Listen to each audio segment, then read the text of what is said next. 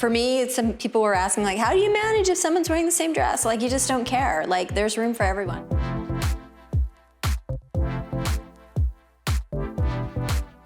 Hi, I'm Karla Welch, and today I'm going behind the looks with Who What Wear.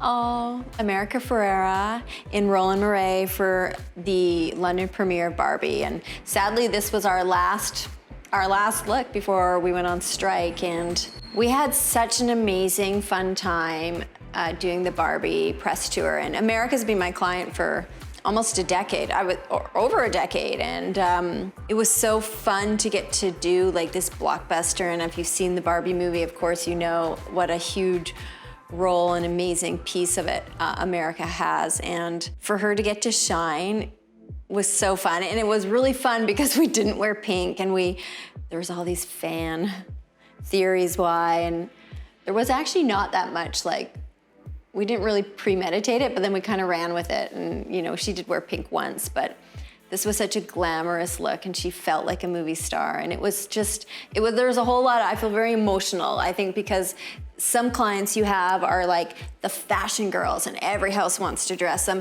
And then other girls are just like these amazing icons in their own space. But for America to all of a sudden get all this like credit for like how amazing she looked and how amazing she acts. Not that I know looking is like, that's not the point of it, but it felt like a real triumph of a press tour for us. And I was like, I felt very emotional. I was so proud of it, and I'm so proud of her. And we went out with a bang. Ooh, what was my favorite? My favorite look for the Barbie tour? Oh, I loved this actually Tanya Taylor look she wore in Korea. It was like black pleather. No, I love them all. That's my rule. I kind of have to love every look. It doesn't have to be the gown on the red carpet. I like the press junket looks too. I love and actually we had a look in London that was a real showstopper. It was this red dress and it had a big heart in the back by Alex Perry. Okay, so this is Tracee Ellis Ross at the Vanity Fair Oscar party wearing Balmain. This look was really exciting because we saw it on the runway and we both were like, oh, let's wear this look. But it was also like kind of not a risky look, because I don't think anything with Tracee is a risk because she's just fashion. But you know, a hat, a pant, when girls are wearing like gowns can kind of feel like a bit of an outlier. But it came in, loved the huge Boucheron earrings, and it was like a real moment. And it was not an easy outfit to navigate because this was actually like this little capelet, and it had a bodysuit underneath, and then the pants with the sash, and then of course like the hat in that room of tons of celebrities was also kind of amazing. But I went with Tracee, it was so much fun, and I would just look for the hat. Oh my gosh, you know, Tracee's just one of my like most fun, wild collaborators because we both kind of have the same reference points and same love of fashion, but you know, she is Tracee Ellis Ross. She's the daughter of Diana Ross, who's like the musical icon of the world. So, you know, she was born with it. But I think one of my favorite looks with Tracee, and I think one of the looks that really kind of changed a lot of direction on the red carpet was the pink Valentino Haute Couture we did for the Emmys. The pink, humongous dress was one of my favorite moments. And it was my favorite moment because also, you know, we went to that couture show together, and Pier Paolo is a dear friend, and it was just something we hadn't seen before on the carpet. When she wore it, there weren't the big voluminous dresses. And it was also a risk. We're like, are people gonna get it? And then we were like, fuck it, I don't care if people get it or not. There is nothing that Tracee Ellis Ross won't do when it comes to fashion.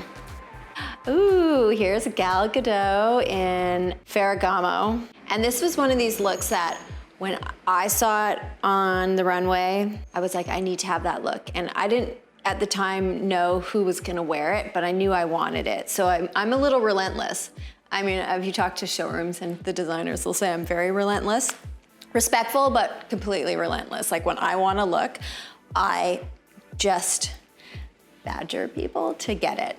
Because I know that I'm gonna bring their creation to life. Like when a designer, it's my responsibility as a stylist to like interpret the look so the designer feels really happy. So Gal was going to Tudum in Brazil, and it's a humongous showcase for Netflix for her movie Heart of Stone. And I was like, this is the perfect place for this dress. And we like wore double Tiffany Elsa Peretti cuffs and the bone cuff, but in black. Hair was slicked because she plays like a superhero secret agent, and just the shine was like out of control. You know, I'm at the point where when I work with someone new or someone comes to me and wants to work with me, it's always very flattering. And you know, Gal and I had a meeting and we just hit it off, and I feel like I've known her forever. But it's exciting. It's exciting to like, I always want to be inspired, and I want to work with women and men who inspire me and who are doing amazing things in the world, and she's one of them. Oh, here we have Vanessa Kirby in Schiaparelli Couture for the New York premiere of Mission Impossible. It's kind of perfect. Like, this look is so simple, but not simple. So actually this bit here on her arms is this beautiful velvet sort of half cape, and just the most beautiful silk bias dress, like a very 90s feeling. And you know, when I started working with Vanessa, she wanted to kind of like literally and figuratively like wear her hair down a little bit, and she's quite sexy. And I think this really like showed this like classy, kind of reserved, like icy princess, but very like sexy girl all at the same time. Talk about sexy. This is Olivia Wilde in Chloe for the Met Ball for Karl Lagerfeld. As you might all know, that Karl Lagerfeld was the designer of Chloe, so this is an exact replication of a Chloe dress that Karl designed, and it's actually one of the most famous Chloe dresses. It has the guitar on front. And you know, we didn't think we were gonna do the arm cuffs, the wrist cuffs, but when we got there, we were like, it's the Met Ball. It's a costume ball, like you gotta add a little bit to it. And kind of amazing. And a funny story is someone else at the Met Ball wore a vintage version that they had altered a bit. And people were like, oh my God, the drama. It's like, no, it just shows like how amazing one dress can be worn several different ways. I mean, the other person's was black, but yay. For me, some people were asking like, how do you manage if someone's wearing the same dress? Like, you just don't care. Like, there's room for everyone, and that's, I don't subscribe to that culture of like who wore it better or best dressed or worst dressed. Like, that's so mean. Like, how about you're there and you're representing the designer you're with? You know, Olivia was there with Chloe. That's the house of Chloe where he worked. So they sort of, these are the dresses that they wanted their guests to wear. So I think we were with the definitive kind of team on it, and that's what we did, and they didn't have a problem with it, and neither did I. Oh my God, this was such a moment. My Lady Paulson and Holland Taylor at the Louis Vuitton show in Paris. And this was, I mean, I love these two so much. Sarah Paulson and I go so far back. We have such an amazing relationship. Lady P, like that's who I dress like. We dress alike. And her and Holland were going to the Louis Vuitton show and for Nicolas Ghesquière, and we had a fitting, and I said, look at this amazing jacket, and she's like, oh, I love it. And I was like, Holland, what I need you to do is grab her by the zipper in Paris. And she did, and of course it went viral, and it was so funny, and it was great. I mean, they're so lovely and loved, and how amazing, how amazing. They were kind of the stars of the show, to be honest. Oh, I knew this one was coming. So this is Justin Bieber in custom Balenciaga for the Grammys. And might add an ex-Karla beanie. That's one of my, he wears my beanies like crazy. But the story behind it is that he was wearing a different look. He was actually wearing this like Bottega look. Sorry, Bottega. And Hailey, we styled her in this beautiful, like very 90s silk white slip dress. And she was like, you can't wear that to Justin. You gotta be a little dressier. And he was nominated for so many Grammys. And he's like, Karla, what do we do? And I said, well, I have this custom suit ready to go. And he's like, cool. And he put it on, and I was like, and here are the shoes, these Crocs. And he's like, right on. And he put it on, and he walked out the door. You know, we take a lot of hits, but it was so incredible. I love this look so much, but like, man, do people like come for you if they don't like it? And I'm like, bring it on. This is like fashion, and he's fashion. I think like the memes that went around for like her being in her like cute little red dress and him being in his sweats is like, he was there supporting her. You know, here's an amazing guy supporting his woman who's it's her turn to shine. Like, Hailey has that Rhode, which is such a great new beauty brand. And, you know, when you're the star, as Justin Bieber is, like, people fall into support, and he was supporting her, and he is who he is. Let him wear his fucking sweats. Let him wear his sweats. Sorry, edit that swear word one. Let us wear his sweats. They were going to Krispy Kreme. This is when we won the Met Ball.